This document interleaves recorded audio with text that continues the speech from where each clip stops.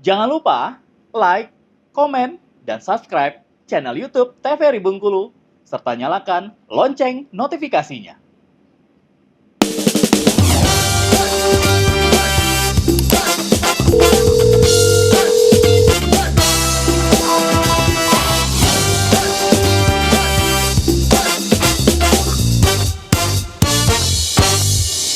Terima kasih Anda masih bersama kami di Dokter Kito Besamo Kito Sehat. Pemirsa, langsung saja kita lanjutkan obrolan kita terkait dengan obesitas.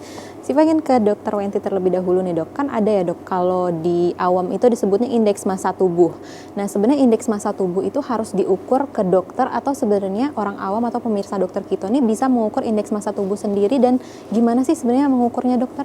Oke, jadi benar ya, IMT atau indeks massa tubuh itu untuk menentukan apakah pasien atau seseorang itu mengalami obesitas atau tidak. Jadi kan ada kategorinya nanti ya, berdasarkan itu normal mungkin atau underweight, kemudian overweight, obesitas 1, obesitas 2, bahkan obesitas 3 ya. Nah, cara mengukurnya sangat gampang ya, dan sebenarnya bisa dilakukan sendiri-sendiri. Oh, bisa di rumah? Ya, bisa di rumah. Jadi kalau pemirsa Dokter Kito mau ngukur IMT-nya kira-kira saya masuk kategori mana nih ya, boleh berat badannya ditimbang dulu dalam kilogram, lalu dibagi dengan tinggi badan dalam meter kuadrat ya. Nanti dibagi, nanti ada hasilnya. Kalau idealnya IMT-nya normal itu adalah 18,5 sampai dengan 24,9. Jadi kalau sudah 25 sudah kategori overweight. Nah, tapi berbeda nih, perlu digarisbawahi kalau untuk anak-anak, IMT anak-anak itu harus disesuaikan juga dengan kurvanya, kurva Z-score atau berdasarkan kurva WHO. Jadi kan ada rentang untuk laki-laki dan perempuan dan usianya. Jadi harus disesuaikan IMT-nya dengan kurva pada anak tersebut. Biasanya ada di buku Pink ya. Kalau yang sering ke Posyandu biasanya tahu tuh ada buku Pink, buku KIA anak. Nah, di sana sudah ada kurvanya. Lalu kita hitung IMT-nya, kita sesuaikan di sana. Oke, berarti kalau di rumah kita ukur sendiri itu nggak apa-apa berarti ya dok? Apa aman. Kalau misalnya dia udah masuk ke kategori misalnya overweight nih dok, sebenarnya apa yang harus kita lakukan pertama kali untuk menangani hal tersebut dok? Oke, jadi kalau misalnya dia sudah kategori agak overweight atau obesitas ya, nanti pertama yang harus dilakukan adalah evaluasi diri ya, evaluasi pola makan, pola aktivitas fisik, lalu nilai kira-kira di mana nih yang salah, di mana nih masalahnya.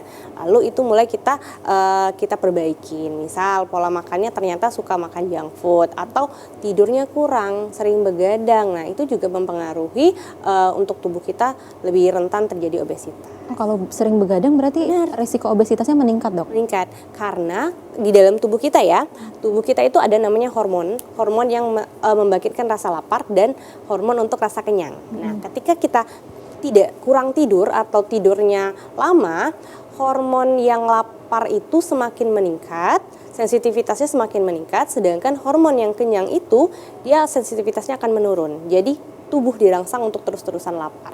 Akhirnya apa yang terjadi? Makan terus. Oke. Apalagi yang terjadi? Terjadinya kegemukan atau berat badan tidak ideal jadinya. Oke, berarti yang paling utama faktor yang harus diperbaiki adalah pola hidupnya ya dok ya. Jadi kita harus sadari apa yang salah dalam diri kita lalu perbaiki ya dok ya. Mungkin kita lanjutkan ya dok, tadi obrolan kita masih terkait dengan komplikasi nih dok. Tentang bahaya. Oh ya, bahayanya ya dok ya. Mungkin boleh dilanjutkan terkait dengan bahaya dari obesitas dok. Kita tadi udah bahas tentang bahaya dari obesitas itu banyak banget ya. Salah satunya itu tadi yang udah kita bahas adalah meningkatkan juga resiko kanker. Kalau pada laki-laki tadi bisa ke prostat juga atau ke kanker usus besar. Sedangkan kalau pada wanita itu dia bisa ke kanker payudara maupun kanker rahim. Nah, banyak banget dampaknya ya dari obesitas itu sendiri ya. Yang sekarang kita lihat lagi adalah nih ya. Si obesitas ini sendiri juga beresiko meningkatkan 2 kali lipat ya, lebih meningkat ya, itu untuk terkena yang namanya penyakit jantung koroner, hipertensi, dan juga diabetes mellitus. Nah, jadi mungkin banyak banget ya pasien-pasien yang juga punya penyakit diabetes, jantung koroner, dan juga penyakit hipertensi, itu ternyata memang juga salah satu faktornya mungkin emang ada obesitas sebelumnya gitu ya. Kalau penyakit jantung koroner bisa jadi ada sumbatan kan di arteri koronernya. Nah, nanti di situ dia bisa menyebabkan karena apa? Karena tadi banyak lemak di dalam tubuhnya juga sampai nyumbat ke dalam pembuluh darah yang ke jantung gitu ya.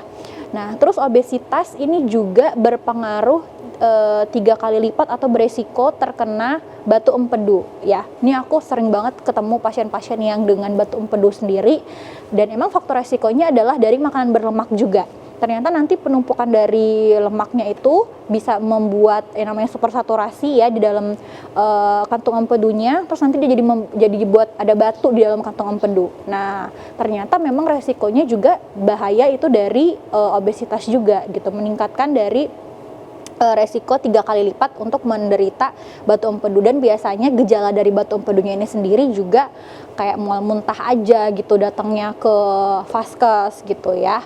Nah, jadi perlu juga di garis bawahi untuk bahaya dari obesitasnya. Nah, terus bahaya obesitas selanjutnya adalah obesitas itu dia juga meningkatkan atau mengakibatkan terjadinya sumbatan jalan nafas atau tidurnya itu jadi ngorok ya bahasanya ya, karena tadi kelebihan berat badan. Terus kalau misalnya dia posisinya kurang baik pada saat tidur, malah itu bisa menyumbat yang namanya jalan napas itu sendiri. Jadi nanti makanya orang yang boleh diperhatikan ya, kalau misalnya orang yang obesitas itu malah cenderung tidur yang pasti dia akan ngorok gitu, karena ada sumbatan nih di tempat jalan nafasnya sendiri. Nah, obesitas juga beresiko meningkatkan lemak di dalam darah dan juga asam urat ya. Makanya nanti juga mempengaruhi kadar kolesterolnya, kolesterol baik dan kolesterol jahatnya. Biasanya kolesterol jahatnya bakal meningkat juga. Itu juga salah satu dari bahaya dari obesitas.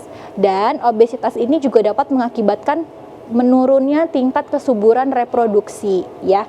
Nah, kalau biasanya untuk kesuburan reproduksi karena obesitas, biasanya itu dia kalau wanita itu ke PCOS ya. Mungkin di episode-episode sebelumnya kita juga udah pernah bahas tentang PCOS. Itu salah satunya juga karena ada faktor dari obesitas ini sendiri atau penyebabnya itu dari obesitas. Jadi banyak banget kan bahaya obesitas itu bisa menyebabkan beberapa bahkan banyak penyakit gitu. Berarti kualitas hidupnya benar-benar terganggu. Betul. Ya, aspek yang terganggu, Dok. Dan ini juga ya dari ujung kaki, dari ujung kepala sampai ujung kaki memang punya dampak dari obesitas sendiri. Ya kalau dia memang ada obesitas itu bisa menyebabkan, obesitas itu nggak serta-merta langsung menyebabkan penyakit ini gitu ya. Tapi ini salah satu dari faktor yang berpengaruh gitu. Jadi obesitas itu berpengaruh karena makannya yang berlebihan, makan lemaknya yang banyak gitu ya. Kalau misalnya dia nanti membuat plak gitu ya atau menyumbat di dalam pembuluh darah otak gitu ya, nanti itu bakal menyebabkan yang namanya stroke akibat sumbatan gitu. Kalau dia di jantung namanya penyakit jantung koroner gitu. Terus juga sleep apnea ya, atau henti nafas pada waktu tidur yang tadi, atau ngorok tadi ya. Terus juga kanker payudara, terus juga perlemakan hati. Banyak juga kan pasien-pasien yang nyeri perutnya, terus waktu dicek adalah perlemakan hati. Itu juga berarti lemak-lemak yang tadi dari obesitasnya itu dia menumpuk tuh di dalam hatinya, menyelimuti hatinya. Jadi ada perlemakan hati. Terus juga tadi yang paling sering juga penyakit kantong empedu, terus sakit ginjal pada laki-laki, prostat ya. Terus juga faktor hormonal itu yang sangat juga berpengaruh, apalagi hormon reproduksi jadinya bikin abnormal atau nggak seimbang. Itu juga pengaruh dari obesitas itu sendiri gitu. Nah, ternyata selain dia punya juga dampak yang ke penyakit gitu ya, ternyata obesitas ini juga punya dampak sosial ya. Nah, yang pertama adalah obesitas itu dia dapat mengakibatkan gerakannya menjadi lamban ya. Terus juga dapat mengakibatkan menurunnya produktivitas kerja gitu ya. Kadang-kadang kalau kita juga banyak habis makan gitu kan, kita juga suka lebih ngantuk, lebih lemes gitu ya, sehingga menyebabkan produktivitasnya kurang gitu. Nah, apalagi kalau kita punya banyak gula nih atau banyak lemak dalam tubuh gitu, itu juga bisa mengakibatkan menurunnya produktivitas atau kerja kita jadinya lamban gitu. Terus juga mengurangi rasa percaya diri ya. Biasanya ya kalau misalnya kita ngaca atau kita lagi foto, biasanya kan jangan kelihatan gendut gitu ya.